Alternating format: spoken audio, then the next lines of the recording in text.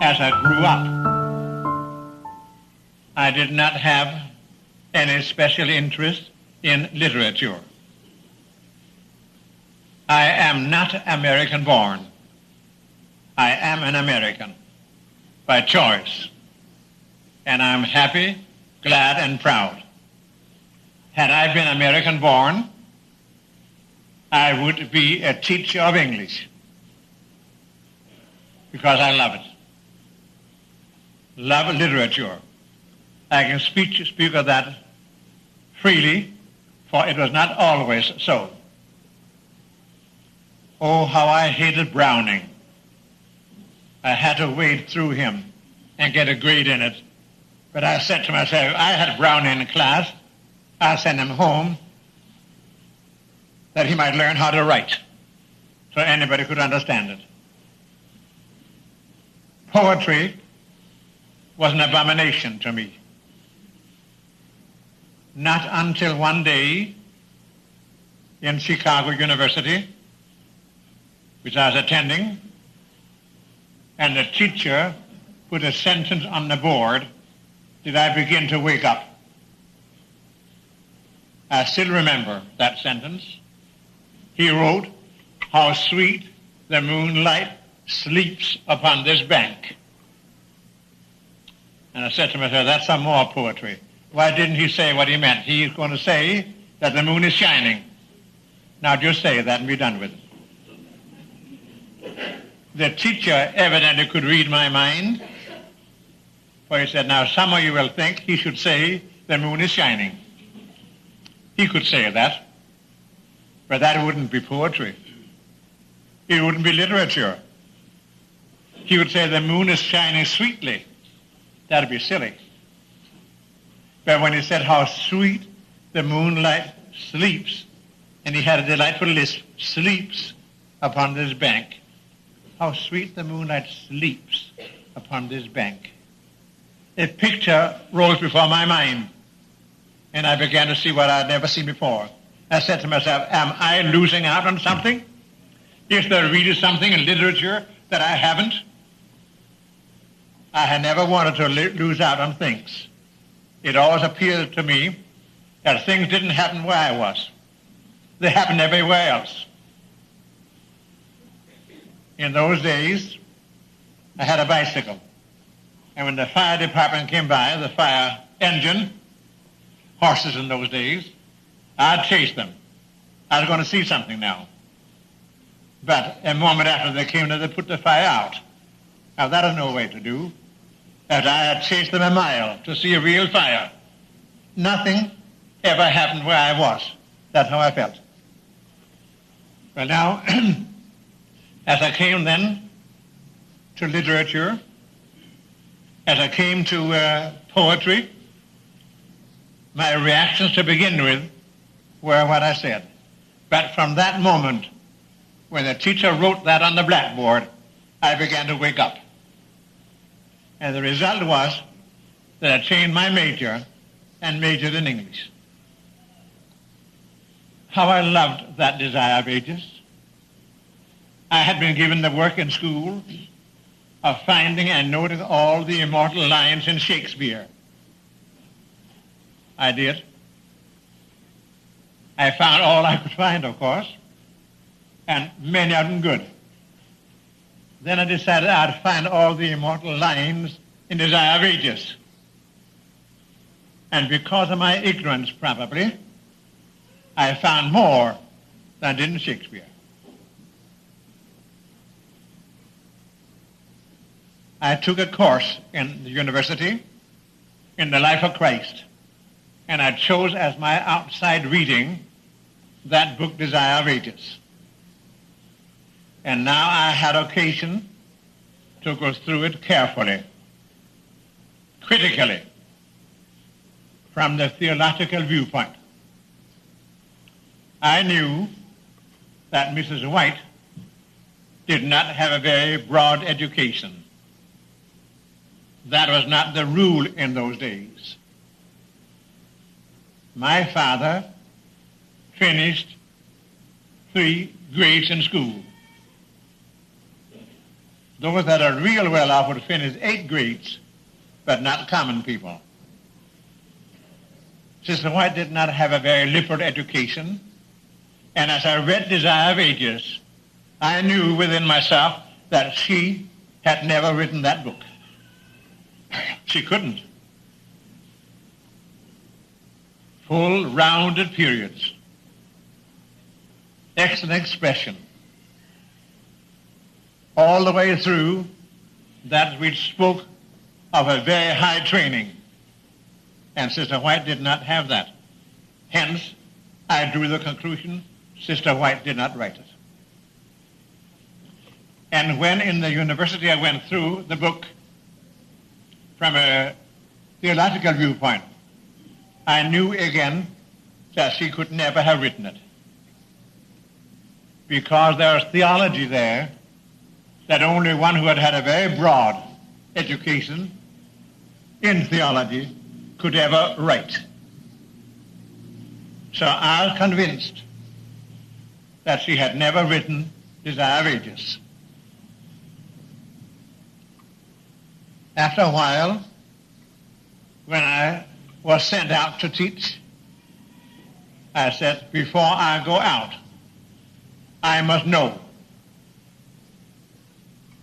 I will not deceive, and I will not be deceived.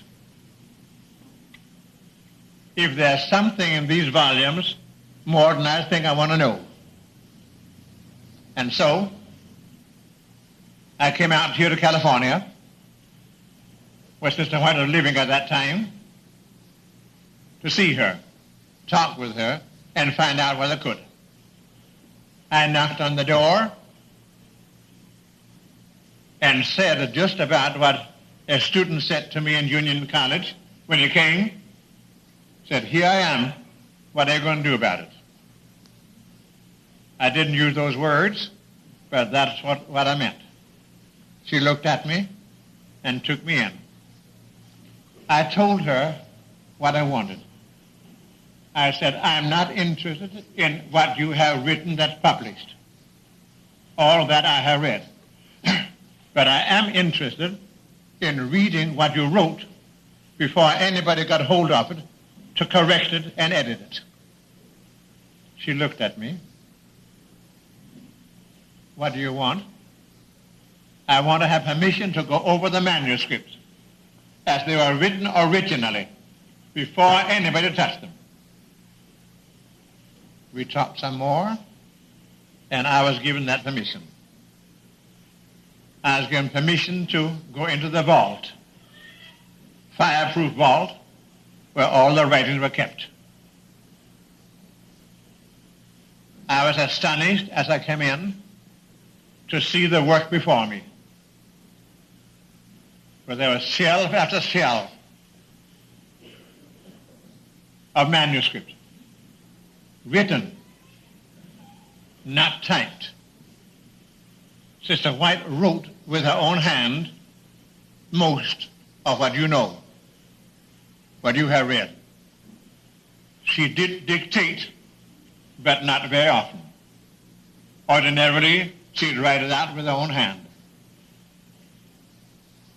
And when I saw the writing, I said, here I have a work to do. Because while the writing was legible, not very beautiful, it wasn't any better than my own handwriting. I can read the first page I write. I can read page 8, and I challenge anybody else to read it. I couldn't read Sister White's. Just an ordinary hand. There would be misspellings once in a while, not very often. I don't think any more often than my own. But I began work. I had help. I can read, could read and can read reasonably fast. That can be learned, by the way. Whatever your age, always in Union College, in the senior class, college class, we had a class in reading. Can 16th grade students not read? Oh, yes. Some spell their way through and some can read faster, but almost all can greatly improve their speed and their capacity for understanding. You'd say if you read fast you forget. No, you can learn. But that's beside the point. I read. I had help. I had brought with me quotations from her books, quotations which I knew she had never written. I brought them with me to check out. I wanted to see how they were originally, not after the typists, the stenographers, or the proofreaders had fixed it up, but as she wrote it. I got the manuscript. And I testify here that as I read through, every quotation I had along from her books was there in writing before me in her own hand, not manipulated, as she wrote it.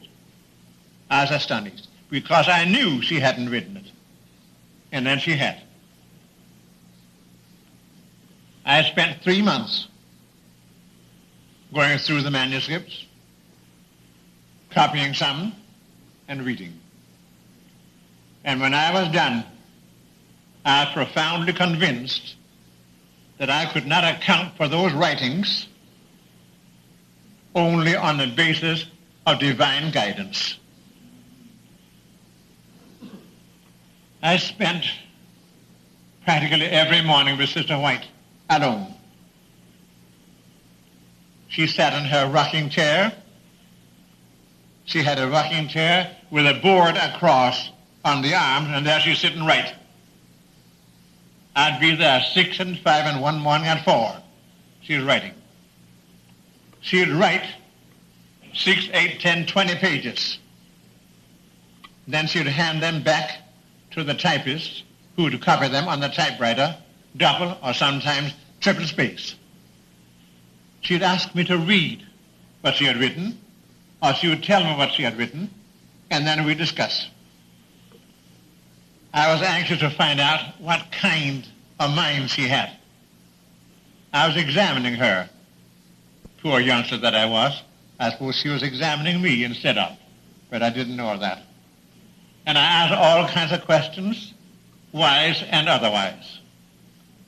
Sometimes she would answer them. Sometimes she would say, my mind does not run along that line today.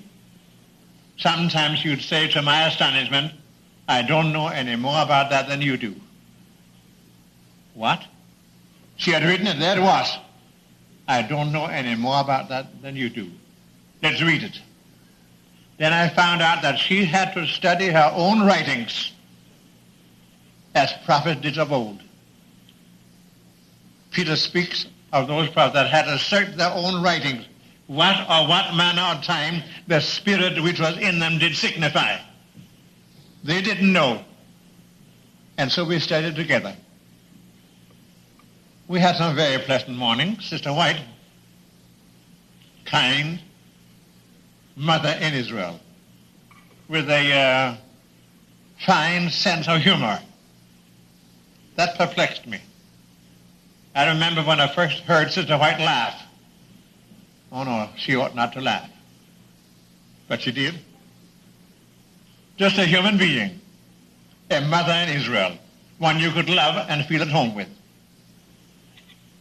When I first came into her office, I looked about, saw her office furniture, and I said to myself, when I get a little better acquainted with her, I'll tell her that she ought to get some new furniture. Her home, neat, clean. A New England home, that's where she came from. A New England home in California. But her office furniture were antiquated from before the war, the war between the states. And she needed some new furniture. One day she gave me an opportunity. Do you think I'm extravagant? She said. I know. I was sure she wasn't. Well, a sister came in yesterday. She looked at my rocking chair. Then she rebuked me for being extravagant. Now, she said, I bought that rocking chair for $8 second-hand. And it's very comfortable. You don't think I'm extravagant? I certainly don't. Then I told her a story. The one I just read, which at that time was written, 50 years or more, no, 100 years previous. The latter part of the 19th century, about 1790, is the story of a Methodist couple. These youngsters, for wedding present, had been so unhappy as to receive a rocking chair. A rocking chair for a wedding present. You say, what's wrong about that? Well, rocking chairs in those days were uncommon. They were not used. They were an extravagance. And they were wicked. To sit in a rocking chair and rock back and forth and not get anywhere, that is of the devil. And now, these two youngsters had a rocking chair. So the good Methodist elders, this is the story I told Sister White, appointed a committee, about like Adventists would do, to see these two, find out whether it's really true that they did have a rocking chair, and then what to do about it. And so the elders reported. We went there. We found that they had a rocking chair. We labored with them. We prayed with them. And when we left, the rockers were taking off the rocking chair, and the chair stood on four legs as a good Christian chair ought to stand. Then Sister White laughed. We have advanced so much in the last 100 years, we can hardly conceive of how things were back there. Rocking chairs wrong? Well, everything wrong was new. It is heretical. It is wicked. And you better not use it. Brother White was so unfortunate once to bring to camp meeting a bed spring. Now, bed springs were new in those days. In olden days, we slept on rope beds. Some of you may not know about that at all. Take two pieces of timber and wind ropes around it. That is your spring. Does anybody here, by the way, know anything of this? Heard of it? Yes, there's a hand there, yes. Then we also had slats and straw cheeks. And those slats are very good if they're not too far apart. Then you would sleep this way. But now somebody invented a bed spring. Not the spiral spring we now have, but this that goes this way, and you sleep this way. Well, Brother White brought a bed spring to camp meeting. He shouldn't have done that. That is heretical. That is wicked. That is extravagant. So the brethren went to see him. Now he is president of the General Conference. But the bed spring, that is just too much. They found out that he had a bed spring, but the poor man escaped any censure by saying that Sister White was not well and needed a bed spring to sleep on. So he escaped. But he didn't bring the bed spring anymore. He had learned his lesson. Those were the good old days we speak of. They were not always so good. When I was done in my work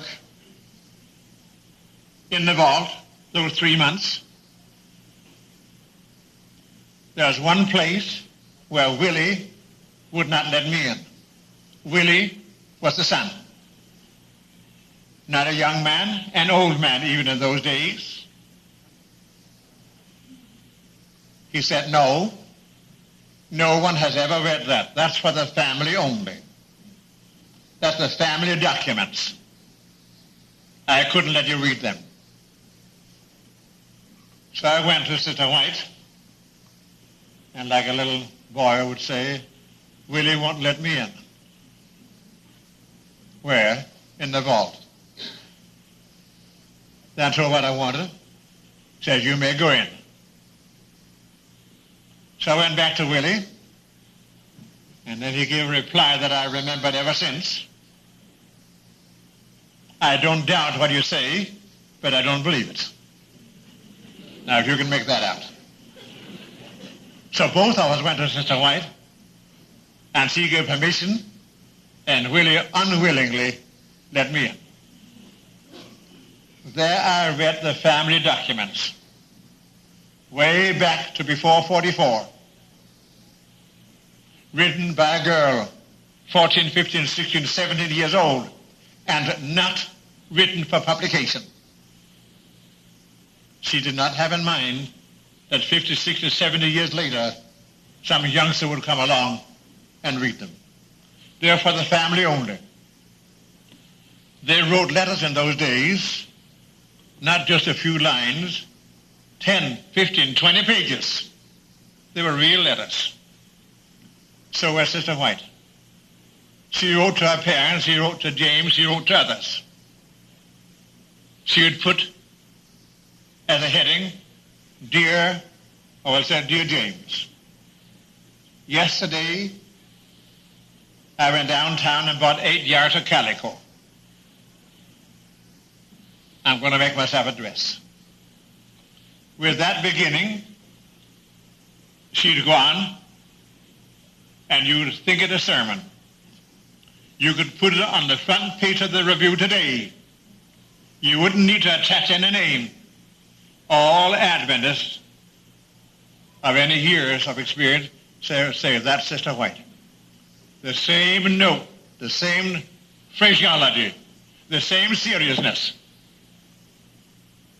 She might write, I went down to the dentist yesterday. I didn't know if they had dentists in those days, but apparently they did.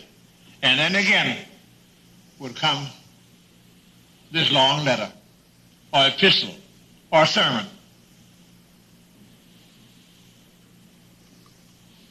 As I think back on it, I do not know that those that received the letters got very much information of the family, but they did of things of the Spirit. I think that I'm perhaps the only one now living that ever read those letters, because there are no more. They belong to the family. Perhaps I shouldn't have read them. But as I think back of it now, I'm glad I did. I saw that the same spirit in those early letters as in the latter epistles. When I left, I asked Sister White, may I have some of your writings in your handwriting? Yes. Not very many did I get in their own handwritings,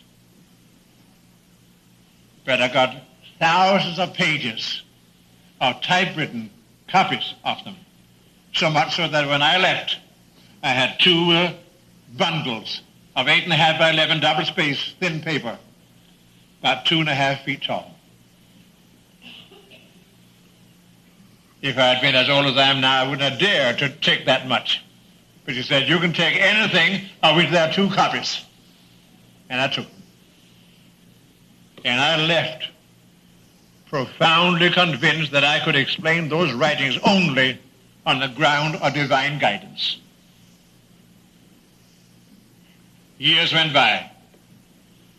I was asked to teach in the, what we now call the seminary. Then the Advanced Bible School. I said I'd be glad to do so if I had the privilege once more of going over carefully and critically all the writings of Sister White. For I repeat what I said before, I'll not be deceived, nor will it deceive anybody. I must know. And being older, and presumably having a little more sense, that may be doubted, I could go over critically, and I did. I spent 3 summers with help going over critically. If I were to teach teachers and that is my work, and teach ministers, then I must know firsthand. And when I was done, again I say, and that's my testimony, I was profoundly convinced that God had something to do with those writings. God had everything to do with them. Not that they are a new Bible. They're not. The Bible and the Bible only. That's the creed of the Protestants. As Luther said, placing his hand on the Bible, here I stand. I can do no other. God helping me. And there I stand today. But, as Sister White says, these writings are given as a magnifying glass. You use a magnifying glass. You do not see that which is not there. But that which you could not see now is revealed because of the magnifying glass. It's not a new addition. Nothing is added by the glass. But you see more. And so those writings are given us for our instruction and learning. As we near the harbor, we need a pilot. Even the captain takes a pilot aboard. And we are nearing the harbor. And those books can be neglected only at great cost, perhaps even cost of salvation. For God has given them to us, and we are to read them and study them, not to displace the Bible. I say that again and again. For I'm not worshiping Sister White. I'm not preaching Sister White. I preach Christ. I preach the Bible. That I must do. I can do no other. But, having said that, let me say again, let me repeat, that we can neglect those writings only at the peril of our soul. Are there not things that are hard to explain in them?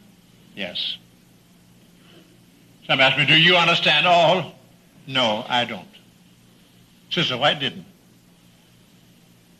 What to do then?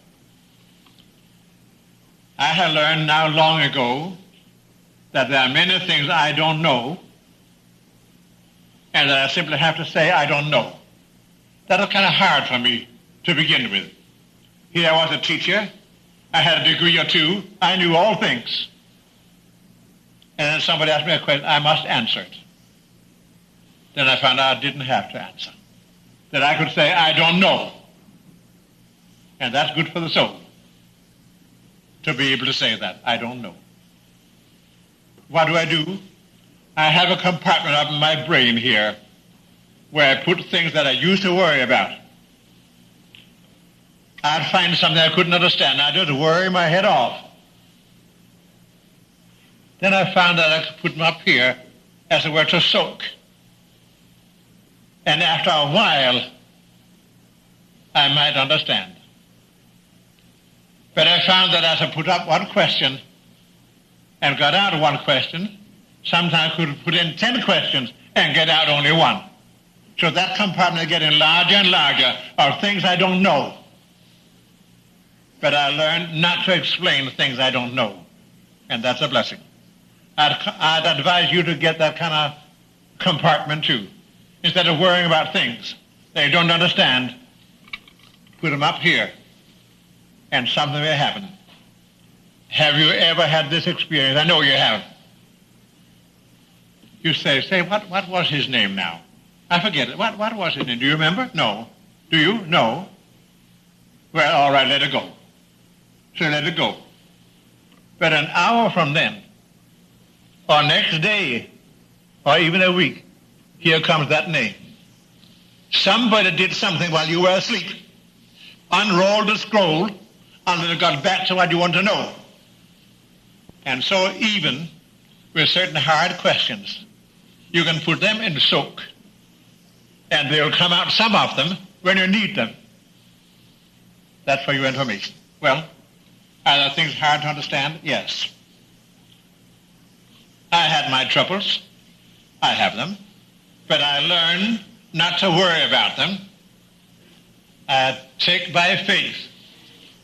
And by faith I believe, and then I wait until the answer comes. I remember how worried I was about health reform. I lived up to all that is written in the law and the prophets. And I came almost to the time where I didn't dare eat anything. I was so afraid I might eat something that I shouldn't. I canvassed. That's good for the soul. Took it out Monday morning, knock on the door, and have somebody come from the wash tub and tell you what she thinks of you. You're being put in your place. And some of us need it. I did not eat any place, eat with anyone at any time. I was very careful in my eating. And I'll explain to you how and what I did. I read in the testimony this thing, that thing, and the other. And I believed it all and did it all. I bear definite testimony against, then to come, of course, meat, milk, butter, eggs, so forth here. Well, I better quit. So I quit this thing. I quit the other thing. I kept on quitting. I want to make sure if there's any way of getting to heaven, I was going to get there. When I canvassed, I ate granola only. Now, please don't blame Sister White now for this. That is not her teaching. That is my interpretation, not what she said. Well, now, I ate granola. Some of you don't know what that is. Granola is a cereal, or rather 4, 5, 6 cereals blended together, baked, and then crushed, so it looks just like crumbs. But it's good stuff. I like it. I was going to say I love it. Still, I ate that and that only. Then I knew I was safe. Then I wouldn't be transgressing any. Now, I repeat now, this is not Sister White's teaching, but my perversion of it. I ate granola and water. I carried my granola with me. By the way, may I ask, does anybody know what granola is here? Oh, yes, quite a few hands. Crumbs, but good crumbs. So I ate that and drank water. I had to be careful not to eat too much because that granola had a tendency to swell. And then it wasn't so good. So I canvassed, sold books, and ate my granola. But after a few weeks, that got to be rather tiresome. Granola and water. I wonder if God would frown on me if I bought some raisins and added the raisins to the granola. I did. And oh, heaven nearly came then. Granola, raisins, and water. But after a while, my conscience smote me. Perhaps I'm extravagant. Perhaps I ought not to use raisins, so I gave them up and went back to granola and water. Now, I should have died, but I didn't. I prospered. I grew fat. Don't get the idea that granola was poor food. It's excellent food, wholesome. I was canvassing in Illinois, and one day I was sitting outside Joliet prison, and on the other side of the road sat a man selling pineapples. And oh, how I loved pineapples, but they're properly wicked. But I wonder if God would do something very bad to me if I did buy a pineapple. So I bought one and ate it all. And the acid had the effect of taking the skin off my mouth. Now I knew that it was wicked. That is God's punishment for eating pineapples. And I went back to granola again. Then I read something, and now I quote in Sister White, where she says this, speaking about people, you eat altogether too much. Now, that statement is true. It is true now as was true then. Generally speaking, we eat too much. Do you agree with that? Yeah. Some of you are dieting. You might as well give that up. It'll come back again. No. That is good stuff. And I was not eating too much. But there I read in her books, you eat too much. I took that to myself. I eat too much. I ate only twice a day. And not very much, just a little plate and a little granola and water. But there said, you eat too much. Well, believing all that is written, I could do only one thing. Cut that in two. I did. Now I was clear. No, I wasn't. Because when I opened the book again, it said, you eat too much. What could I do now? Cut it in two once more. Then I saw the foolishness of that. I didn't have any sense. That did not apply to me. I was taking that statement and making an application to me when it applied in dinner. And I learned a valuable lesson. That in reading the testimonies, I must use the sense God has given me. I tell you, that lesson has stood me in good stead. I can read and it's still there. Still there. You eat altogether too much. I say, Lord, that's true. But not for me. I can say that honestly. Oh, I don't know if I could say it now or not. But I could then at least, because I was not eating too much. Let me repeat. That lesson has stood me in good stead. I may not take that statement or any other statement by itself and forget the connection and the time in which it was written. I must use the sense God has given me. And if you do that, you will find valuable information in health reform and along every line in the righteous Sister White. Milk. At a camp meeting here, somebody came to me. Do you drink milk? I do. Then you don't believe the testimonies. And I said, isn't that nice weather today? Isn't that statement about milk? There certainly is. There certainly. And that statement, remember, is just as true today as it ever been. But under like conditions. What I shall describe now, I wonder if any of you know what I'm talking about, what I'm now going to say. We used to milk. Milk cows that are not particularly clean. They had been where they'd become unclean, but we milked them. And we milked them with unwashed hands. And there we sat milking, and the milk running down, a pure white streak, and down in the pail. Have you ever seen that? Then we took the milk and put it in bottles. And when we got it home and bottled and it stood for a while, at the bottom, there'd be an eighth of an inch or a quarter of an inch of real filth. And I'm afraid if that had been analyzed, it wouldn't show up so good. But we poured out the milk as much as we dared pour out so as not to get that filth along. Now, does anybody know what I'm talking about? Sure. I bear positive testimony against that milk. Don't drink it. That's good sense.